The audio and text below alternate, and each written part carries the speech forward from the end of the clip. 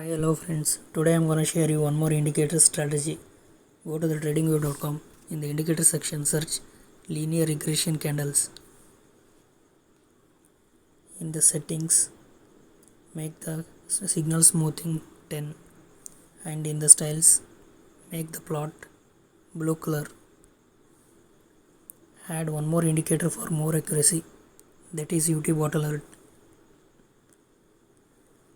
In the settings, UT alert input, make the ATR period 1 and the key value 2.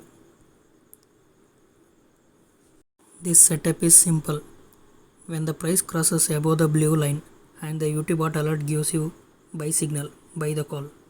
When the price crosses below the blue line and the UT alert gives you the sell signal, sell the call. Before applying it to the real money trading, do backtest the indicator, do paper trade, minimize the stop loss and gain more profits. At the last, don't forget to follow the page.